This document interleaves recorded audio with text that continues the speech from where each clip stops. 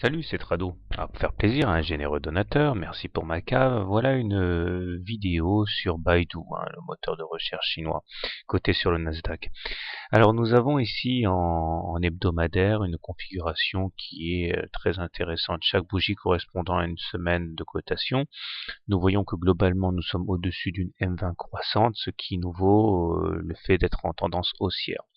Nous avons également autre chose qui est assez évident à première vue, c'est que nous apprêtons à avoir un croisement M7-M20 et à partir du moment où celui-là deviendra effectif, cela va attirer de nouveaux traders haussiers puisque c'est un signal d'achat. Un canal noir ici que j'ai tracé à partir de 3 points comme à mon habitude montre qu'on peut s'attendre à aller chercher les 165 si on va percuter le haut de ce canal noir. Quant à la fourchette d'Andros bleue que j'ai marquée ici, elle est d'un intérêt assez limité puisque la médiane a déjà été ralliée.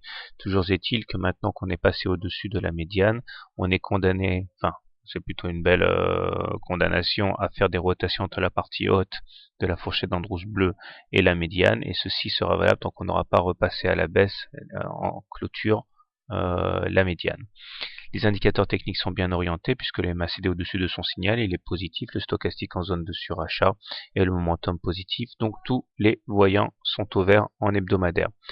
S'il fallait trouver un bémol, ce serait le fait que voilà, nous sommes arrivés pile poil sur la résistance à 156 ici, correspondant à celle du 25 avril, et on ne sait pas a priori si cette résistance va tenir ou pas. Si elle devait, et là c'est de l'analyse technique fiction, résister, eh bien on serait menacé par la formation d'un double top, mais il n'y a aucune raison a priori de penser qu'elle résistera puisque les indicateurs techniques sont très bien orientés. Cependant, il y aura, je pense, quand même, dans un premier temps, une résistance qui pourrait amener à faire un pullback sur la M20. Mais bon, simplement, si vous êtes acheteur, attendez soit qu'on soit retourné sur la M7 ou la M20 pour acheter, soit qu'on passe en force les 156. N'achetez pas tout de suite parce que vous vous exposez donc au double top. Voilà. Maintenant, en journalier, pour les traders court terme, on voit que la situation est très positive également. On a ici aussi un canal noir qui guide les cours. On est au-dessus de la M20, donc on est en tendance haussière. On a des indicateurs techniques très bien orientés, aussi bien MACD au-dessus de son signal est positif que stochastique en zone de surachat et momentum positif. Donc là aussi, tous les voyants sont au vert puisque nous sommes soutenus par la M20 et par la M7 en cas d'attaque. Maintenant, s'il fallait là aussi trouver un bémol, je dirais que c'est la présence de ce harami baissier ici.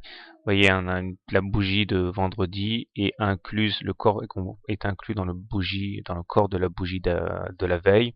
Ça, c'est un harami baissier qui doit être confirmé. Donc, si on a une bougie de baisse lundi, il faudrait donner toute sa signification à l'existence de ce harami baissier et du double top potentiel qui apparaît déjà en hebdomadaire. Voilà. Mais pour l'instant, puisqu'on est au-dessus d'une M20 croissante, on est en tendance haussière. Voilà. Bonne soirée, bon trade et à demain.